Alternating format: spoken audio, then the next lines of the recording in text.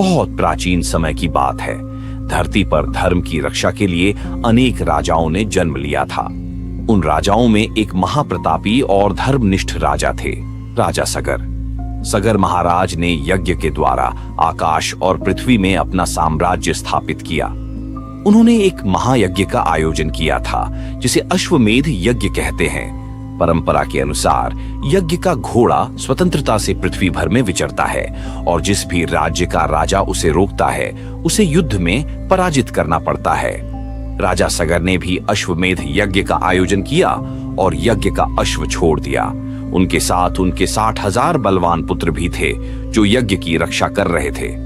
परंतु तभी कुछ विचित्र घटित हुआ। यज्ञ का अश्व अचानक गायब हो गया।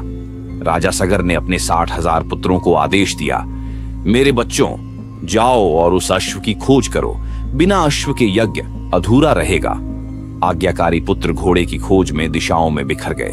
पर्वत, वन, नदियां, समुद्र, कहां नहीं खोजा उन्होंने। अंततः वे पहुंचे एक स्थान पर जहां कपिल मुनि ध्यान मग्न बैठे थे। वहां उन्होंने देखा कि यज्ञ का अश्व वहीं बंधा हुआ था। पुत्रों का अपराध राजा सगर के पुत्रों ने बिना विचारे कपिल मुनि पर चोरी का आरोप लगाया।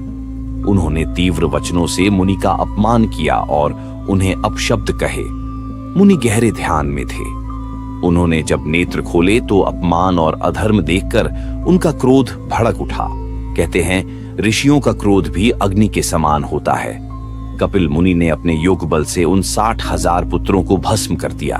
उनकी देह भस्म हो गई, परंतु आत्माएं अधर में लटक गईं, क्योंकि वे बिना अंतिम संस्कार और पवित्र जल के तर्पण के मुक्त नहीं हो सकती थीं।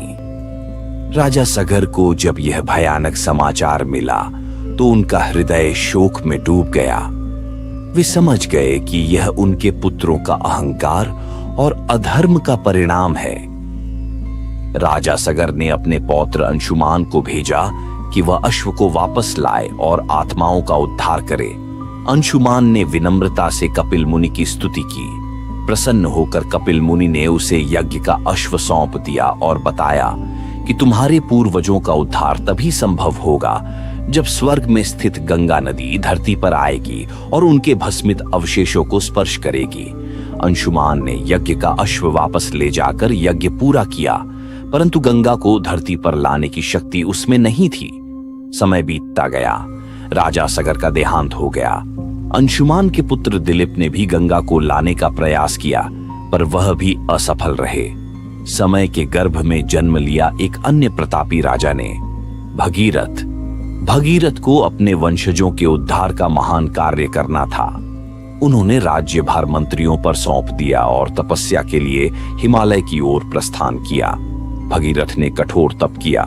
हिमालय की बर्फीली चोटियों पर खड़े होकर एक टांग पर खड़े रहकर बिना अन्न जल के वर्षों तपस्या करते रहे। उनकी तपस्या से देवता, गंधर्व, यक्ष सभी आश्चर्यचकित हो उठे। अंततः माता गंगा प्रकट हुई। उन्होंने कहा, भगीरथ, मैं तुम्हारी तपस्या से प्रसन्न हूं। मैं धरती पर अवश्य आऊंगी, परंतु मेरी धारा इतनी प्रचंड होगी कि पृथ्वी उसे संभाल नहीं पाएगी। अगर मैं सीधे गिरूं तो धरती डूब जाएगी। भगीरथ ने साष्टांग प्रणाम कर प्रार्थना की, माता, यदि मेरी तपस्या सच्ची है तो कृपा कर उपाय बताइए। गंगा ने कहा, तुम भगवान शिव से प्रार्थना करो, वे ही मेरी धारा को रोक सकते हैं। अब भगीरथ ने भगवान शिव की आराधना शुरू की। कठोर व्रत, घोर तपस्या, वर्षों बीत गए। अंततः भगवान शिव प्रकट हुए।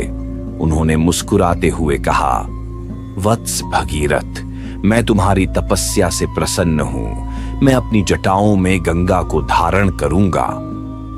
भगीरथ ने कृतज्ञता के आंसू बहाए। जब गंगा स्वर्ग से धरा की ओर गिरने लगी, उसकी गर्जना से त्रिलोक कांप उठा, जैसे आकाश से एक विशाल विकराल जलधारा प्रलय लाने को उतर रही हो। परंतु भगवान शिव ने अपनी घनी विशाल जटाओं में गंगा को पकड़ लिया। गंगा शिव की जटाओं में उलझ कर रह गईं। वर्षों तक गंगा जटाओं में ही बहती रही। भगीरथ ने पुनः प्रार्थना की, तब भगवान शिव ने अपनी जटाओं की एक लट से गंगा की एक पतली धारा को छोड़ दिया। वह धारा धीरे धीरे पृथ्वी पर उतरी, कल कल करती, मधुर स्वर में गूंजती हुई। धरती पर जीवन का संचार होने लगा। सुख, समृद्धि, शांति की वर्षा होने लगी। भगीरथ गंगा के आगे आगे चल पड़े। गंगा उनकी रथ की गति का अनुसरण करती रही। रास्ते में उन्होंने अनेक स्थानों को स्पर्श किया, जिससे वे सारे स्थान पवित्र हो गए। हिमालय से गंगा मैदानों की ओर बढ़ती चली आईं। रास्ते में एक घटना घटित हुई। जाहनु मुनि का आश्रम पड़ता था मार्ग में। गंगा की धारा से मुनि का यज्ञ मंडप बह गया। क्रोधित होकर मुनि ने गंगा को अपनी कमंडल में बंद कर लिया। भगीरथ घबरा गए। उन्होंने जाहनु मुनि से क्षमा याचना की और निवेदन किया। प्रसन्न होकर मुनि ने गंगा को पुनः मुक्त कर दिया। इसी कारण से गंगा को एक नाम जाह्नवी भी मिला। अंततः भगीरथ अपने पुरखों की उस भूमि पर पहुंचे जहां उनके पितरों की भस्मित देह थी। गंगा की निर्मल धारा जैसे ही उन भस्म अवशेषों पर गिरी, वैसे ही उनके पितर स्वर्ग को प्राप्त हो गए। दिव्य पुष्पों की वर्षा हुई। देवताओं ने आकाश से स्तुति की। धन्य है भगीरथ, जिनकी तपस्या से गंगा धरती पर आई। यही कारण है कि आज भी भारत में गंगा को केवल नदी नहीं, मां का स्थान प्राप्त है। वह जन्मों के पापों को हरने वाली मानी जाती है। गंगा का जल अमृत तुल्य है, मोक्ष प्रदान करने वाला है।